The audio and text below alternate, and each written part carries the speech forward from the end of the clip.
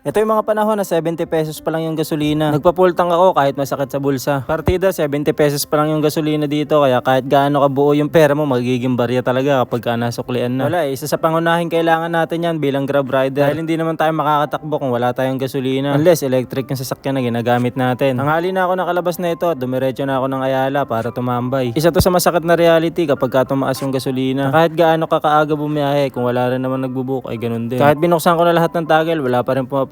Kaya nag-ikot na lang muna ako.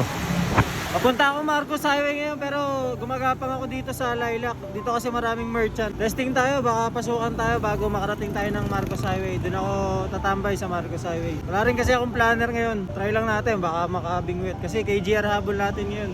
Lalo tumaas yung silver 185 para hindi tayo always on. Tumal talaga, grabe. At buti na lang bago lumabas ng Sumulong Highway ay nakabingwit tayo ng isa. Mang Inasal merchant yung naging booking natin at buti na lang okay siguro na. Ito yung ligaw na booking dahil walang mahanap na rider, lahat naka-planner. Or yung pick up point nasa kabilang area tapos yung drop off nasa kabilang area din. Sinaglit ko lang naman yung deliver at nahatid na rin naman natin ng mabilisan lang tapos ganun pa rin yung plano natin. Balik pa rin tayo sa pag-iikot sa may Marcos Highway. Bala ko sa may SM dahil meron ako nakitang pinapwesto ng mga rider doon na malilim at hindi masyado maraming tao. Dito sa may gilid ng driveway papasok sa may SM Masinan. Dito naghihintay ng booking yung mga ibang rider din kasama yung mga ibang hailing app. Pinasukan niya tayo ang pick up sa may loob. Second booking to kaya pinuntahan ko na rin. Ang bilis, gawa na agad, kakapasok lang sa atin. Siguro nakalutang lang to kanina pa. Tapos ang drop is pabalik tayo. Kailangan natin mag U-turn. Ayun lang yung problema dito sa Marcos, U-turn.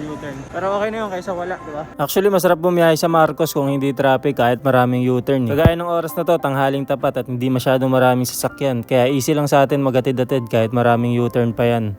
Mabilis lang, na-drop na natin or ito, i-drop na natin. Nasuklihan na natin, nakalas na si Sir. Tapos, balik na lang tayo doon sa pwesto natin kaganina sa Masinag. Di na rin ako nakabalik sa may SM Masinag. Pinasukan ulit ako ng mga Inasal, yung unang pick up natin. Minsan natutuwa ako kapag nagde-deliver ako para silang nagre-reklamo na bakit daw ang bilis ng order nila. Tapos pag matagal, nagre-reklamo din. Hindi ko na alam kung ano pa bang gagawin ko, kung bibilisan ko ba mag-deliver o hindi.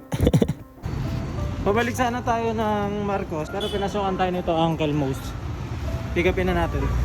Buenas at nagtuloy-tuloy siya. Hello po, Grab po. Pagtas ng planner siguro, bandang alauna.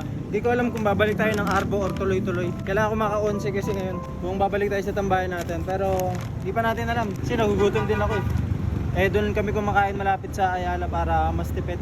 Ang sarap sana na ito, ihatid lang mabilis bakbakin itong mahabang kalsada. Kaso ang mahal ng gas.